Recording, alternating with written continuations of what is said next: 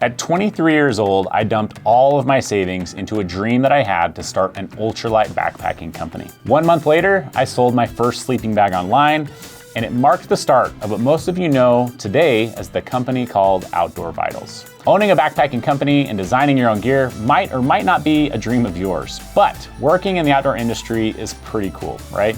After all, what's better than getting paid to go backpacking? So, how did I go from selling a single sleeping bag to now? Today, OV is a multi-million-dollar per year company with over 10 employees, hundreds of products, accolades for publications such as Outside and Backpacker magazine, and YouTube gurus all over the world. We've now shipped over 100,000 orders and just crossed 10 years of being in business. We've done that without investors, retail store sales, previous businesses, or contacts in the industry.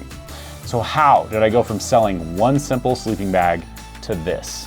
Well, let's talk about it. Honestly, I always wanted to start my own business. At a young age, I saw a dad of a friend of mine take 2 weeks off to go to Alaska, and I couldn't understand how that was even possible compared to my own family and other friends' parents. So I took note and started learning and studying. At the age of 13, I started a small lawn mowing business and began reading books on passive income and real estate. In high school, I took a year's worth of business classes. Then in college, I was so excited to learn that I started an entrepreneurship club at my university and brought in guest speakers. I knew that every paying job meant that there was a business behind it. So if I studied business, I could perhaps work in an industry that I was passionate about. Or maybe better yet, I could start my own company and be passionate about what I did and have control over my time. So my last month in college at 23 years old, I filed for a business name, Outdoor Vitals. And I drew on a college computer in the late nights of an evening, perhaps the worst logo in the history of all logos. Honestly, I was once asked by a large supplier of mine if the logo was an alien. But that was years down the road, and I'm skipping ahead. I was broke because I was paying for college with cash from working part-time jobs, so I could only commit about $500 to test whether or not I could make a product and sell it online. During college, I had become passionate about backpacking. However, I was very poor, and gear was expensive, especially a lightweight, warm sleeping bag. So naturally, the first piece of gear I tried to source was a down sleeping bag. I ordered 3 budget-level bags from 3 different factories. Once I had them, I inspected them, slept in them, and picked my favorite and listed it on Amazon. You see, during college, I started working at an online company in the health space. I actually worked there for 2 months completely free before they decided to offer me some pay. Through that, though, I learned how to sell things online, advertising, and Amazon. Amazon was the easiest place to list, warehouse, and sell a product. So I started there. After I listed the sleeping bag, I waited a full month before it finally sold, and I was a bit disheartened. But I took the money from that sale and the rest of the $500 that I had invested and bought 3 more samples from the factory. A month later, I listed those 3 for sale. They sold in about 5 days, and I ordered 5 more bags. When I got them, they sold in 5 days, and I ordered 10.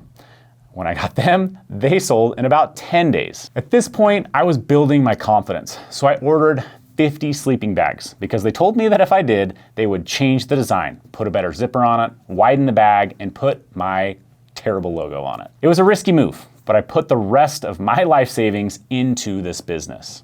The bag is what became known as the Atlas sleeping bag. Honestly, that bag had more versions than any product in company history, as I constantly made changes to improve it while I was actively selling it. It was scrappy, and I kept a very lean startup mentality through it all. Once I got those bags, all 50 of them sold in 2 weeks.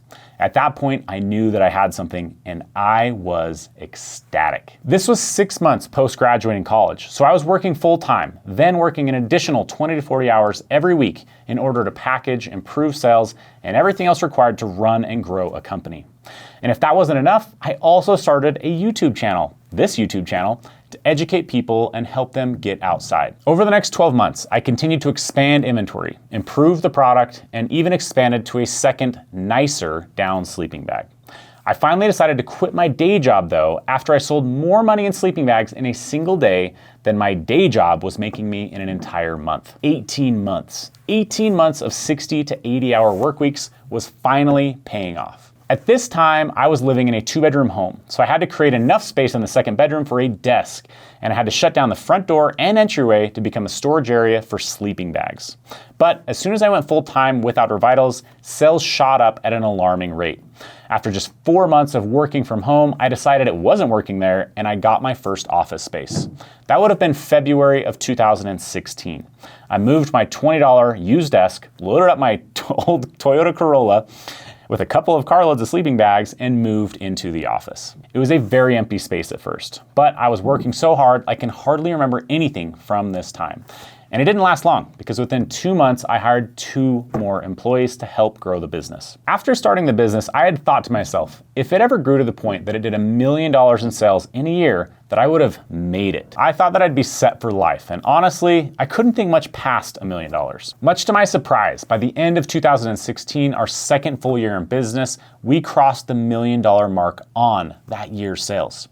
It was wild. It was around that point that I had my first child, and I made a conscious choice to reduce my working hours back to 40. But don't get me wrong, the burden of owning your own business follows you around whether you're at your desk, on the trail, or on vacation. At this time, Amazon was probably 95% of our sales, and I knew that it was dangerous. Why? Because selling on Amazon is like building a house on rented land. At any point, the landowner can come and change their mind, and your beautiful house stays on the land underneath it.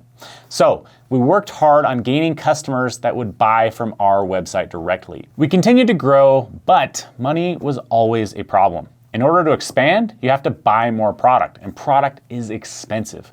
It was during this time that I convinced the bank to loan us a chunk of money, and I bought a massive warehouse. This is when those real estate books that I read as a kid came in handy. You see, we bought a multi-unit property. We rented most of the units in the building while occupying only a few of them. So the building was paying for its own bills, and Outdoor Vitals was there rent-free. Exactly how I got through college, subletting rooms in a house to my roommates. But even with that, money was always tight in a growing business. For example, our multi-million-dollar business was still using Walmart plastic tables for desks, and when we finally upgraded, we bought cheap cotton skirts to go around their edges. So we tried Kickstarter, and we had some success, raising about $74,000 in pre-orders for a hybrid sleeping bag. But it was in 2018 when we launched our second Kickstarter and our first apparel piece that we had big success. The Loft Tech jacket pre-sold over 10,000 units and raised over $1 million in pre-orders. This event changed things forever. You see, in 2016 and 2017, I was really deciding what I wanted to do with the business. Should I sell it? Should I make budget-friendly products? I wasn't interested in any of that. I was interested in sticking with the original plan. Make amazing gear, sell it direct, inspire people, and help them get into the vital outdoors. So I used this massive event and leveraged it for everything that I could. I reached out to every manufacturer that produced products for the elites in the outdoor industry. Backpack and apparel manufacturers, fabric providers, wool providers, and more. I got on phone calls with them, and thankfully, they were very interested and impressed with our private, direct-to-consumer company. They wanted to work with OV. As I was doing this, I also started the hunt for a full-time product designer. You see, I had been designing our product via Photoshop and lots of broken English that I'd learned from spending time in Asia. I relied heavily on factory sample room technicians to help with sewing styles, options, and more details that I didn't have time to investigate, while being the president of a company. The chief marketer, running all of the ordering and financials, filming for YouTube, managing the team, and everything else that comes with the territory. Thankfully, I spotted an amazing backpack at a job fair for graduates in product design. I took that graduate student to dinner, and shortly after, I extended an offer to Brigham, who has been our lead designer for 5 years now. Over the next couple of years, we continued to work exceptionally hard, designing new gear and redesigning old gear. We launched a new logo, finally, moved into new factories, and did everything else we needed to build what we called OV 2.0. We also started giving away pillows if people paid for shipping. And why did we do this? Simple. We didn't have investment money to grow. We refused to move into REI and be forced to adopt their pricing structure. This limited us in some ways, but there are other ways to grow. We sold pillows below cost and found that we could then sell these people more gear very quickly after that because we had built trust with them. So we were bringing in new customers profitably. We got creative and it worked pretty well for quite a while. Around 2021, I felt like we were finally getting traction for the dream company that I'd always wanted to own and run. About 8 years of hard work since day one, and I was finally feeling like we had the team, the brand, and the products I always wanted to have. Today, OV continues on its path of doing business different for the benefit of our customers. It was 5 years ago now that I had a mentor push me to sell OV. I realized that I could sell a company and invest in passive real estate and retire, but my heart just wasn't in it. I loved our employees and the difference we were making for thousands of people that were getting into the outdoors. So I continued to take the harder path of doing business so that we wouldn't have to burden our customers with higher prices from investor demands. That way we could invest more money into materials and manufacturing versus giving away money to the retail store in order for them to put it on a shelf. That way we could also connect directly to our customers via things like the 100-mile challenge. This year we crossed 10 years.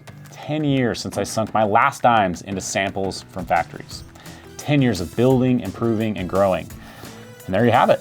That's my 10-year overnight success story. But let me leave you with just a couple of things. If anyone tells you that they were an overnight success, they're lying. This business did not start at 23, it started at 13.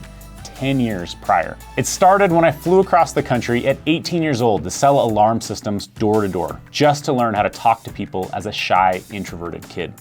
It started when I took years worth of extra business classes in high school, when my friends were enjoying and relaxing during their senior year. It started when I listened to business podcasts 5 years before people even knew what podcasts were.